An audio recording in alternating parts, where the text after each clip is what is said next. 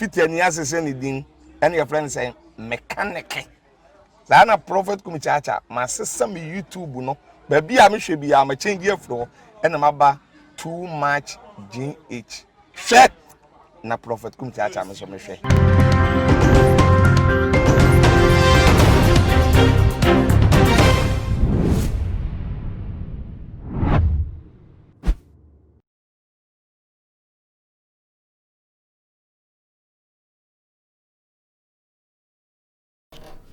Memamo aqua bashonko batuma 𝐅orc𝒆s nana ama owusu enemy na sabre so minimum dia shadia na trending issues abetu dwano na mede besum na ebusafo ene dey asema eda yinim no efa ararefo ho na agogo magistrate court act na ensem so ahye wo ba warefo anidin ede Mrs Emilia Efriye Owuso won enko na wawie erich that one side the chinko na wawie mu biem na won kopa nikunu acho wo kwan wonam so edina bedwemu efie wo mutimu the nafofo enim ene biem so nikunu nafofo enim egu nikunu enim ase ya no won ko nichi na saa kwan no so ano won fa adestede entu nikunu enim wo mo enia enim na usafo the entia enam so ema court esi edina yese nsem according to court no proceedings about shase afimu April no Mrs Emilia Efriye Owusu oba wife na one nikunu contractor ono edili in your friend timber yibi timber dua timber yibi no oyenwu adwuma Mr Owusu won no na April way na chese asem eba wo mo entem baba no ehu ni se de bia asem no ekeka ko no ehu be hia se wo de beko court na chese awawe kura wo ma wawe no yegu edi amon na according to Mr Owusu no wo ware ne yire Emilia Efriye no in 2015 won na tena na chese wakwa timber contractor nti na chese ni nsem wo bi bosumu bia ever since won na ware no bosumu bia o 3000 erifini kotokom edema na yone se won fan hwefie ti won ti fie nti won fan hwefie ho efie tutu ye se light bill aduane ade de keka won na yore no enfa enye sa entutu ye no na sa 3000 we wa bomodia de ma na yore no bosumu bia bi wo krampa etimi babro so kra esa se ede sika obema ho sika so ofie so dia na se na yore so won ton na tisi we yibi ade aka ho ade ma obayi na afi 2020 asasei na tese coronavirus no ho jim na juma na yes slow kakra na no na nam so Mr Owusu chira okojuma busumi February mu na ejuma mu na tese timba yi bako edua yi bako ebuton na so na no na nam so ma wo tenefie for 2 months na numu no wasaso operation no no betimi antimi anante anase wagina ne nan no so ebiem na no na tese atwe sika dodo wo no ho tese akakakra ne account na se wontimi nko ejuma ebiem se sia ene ebiem so no na ho den se obetimi tutu akwa bantemtem pa no so na so atinti oye ne se enya se operation at sika dodo na ade kakra na account no whatever na yore na tese wa share ejuma bi ase na for the meantime na wo san wo ya re a wo ti fie no na relate me e da shade me dey bi access na be ya bibie ni a efie entutu here wo ti me ne sika ni bi e de ayese adwuma no na no e na yere ni say wo de say sika ni share ni san na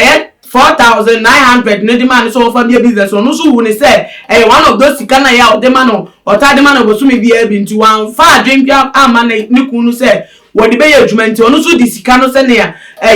bosumi bia ma 3000 ne de brosla wo ye no na nti wo di sika no kan nti bosumi ne wie echi no e no ta ko ni kunu wo say yes ka go for efie ntoto no na ma ni kunu ye wan ne wan say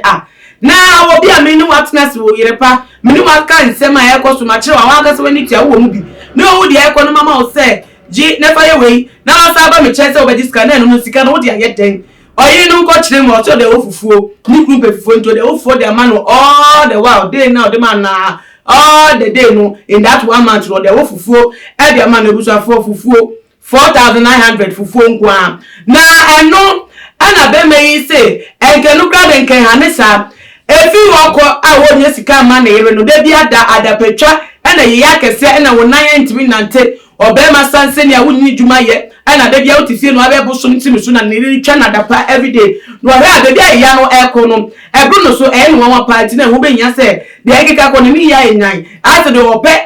tese wo pra pra ma ne wukra fimu kra ma tese no ho atolente wo benya se wawe no wo begu no enu ti da nam so ema wo bembe yi ade na asem ekopie mu ewo agogo magistrate court tese judge ni etna asem no so hu se wo ti afa ene afa wo mo ase wo mo waka ne tese de ne de ye de ne de wo mo hu se oba na asem no enye de nte wo benya se oba no wo metwira so no mo twina so na so twe ode man ni se won san ko nechi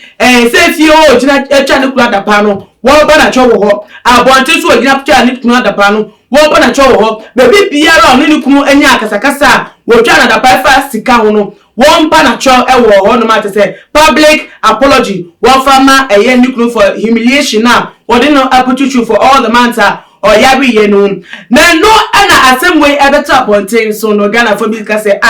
judge pa nti obey bone ungratefulness obey ya kire ni kunu nti mama no so bo bia na se mo betwe na so bia sa asotwe eya so che ana we eya punishment na da bi nti oba na cho wia na asem no to etwa na nti o se mo ka fi oba na cho nti mo pa che se oba na cho wia on sani ni kunu engot na so okunu no ya na no oba otimi ehun se ni kunu ya papa for months de bia da 3000 ni de keka ho no de ma sa na afi we nkwa tikari mbabie ma no ama 4900 se fa ye dwan wetimi afa nya dwuma na tese sika ni mbabie mtu no afa wegufo de ya ukunu a no oba sei onu ne trans to onye dwuma nya ya enye botu no obechi ede ma ni kunu edi wo be wuafu ba na na se nya poison bi no do be poison ama na wuafu ba na because oba ne se no de ka ko no nuku no obe de nimpo no wahye de nti ede na court etimi transem we so ejo na so won pa acho keke won pa acho kwasa enye de ese ko so won twi na so kra sanje no sika ejo se 3000 kra so mi kra po no so oba no ba nyansafo a ko betuma e service wo mu kra pa ka asem etu nuku kra ko betumi ede ye fie tutu ye no sa pa se 4900 bo so mi ba kuntem wo de ofufu na no ba chi be no to ye brody ben anodi yefufu na gold brody ana se gold banche anodi wofufu na nu nti asem no Ghana for do na ene judge ni otan asem no bu ate sa kire se obanye se no enya dwen ba ni nye mu ye hwe bibi se wa se aware from yenu ana asem no esi wo muntem na me show ba se judge ni so oti afa ene afa mi nu no susu nsem no we hu se do se obema no dia wa go ana ba de nim no so enya asem bia na ejina so di go abade ya fi 2020 na semaba na sem no change of event ni te betima ma akumaba won se nyama sisa emprefu mon ma bi etimisi ni te na asisa akuba na ni nchese ni te na awe ni egu anisa enu te se kwata tena asem no so no osa se oba ne pa ni kuna cho no okunu oyire enkwa kwatena bi ma ne no wonu no nimdi wo hu ana wokunu so nimdi waka ani ti ase wenya afa asem no ntu no apne se eye atletine efata no se na eye judge na kan ntu sa no so aja tumti yenya wo mo na wo mo ntimi entira embom na bizofo se na asem we akoye de na megina so na maka se eye de aba awawe mu ye ups and down kosoro kose de nkra ebesa aba from eye break pi ene bre no so ye ni nka so esesa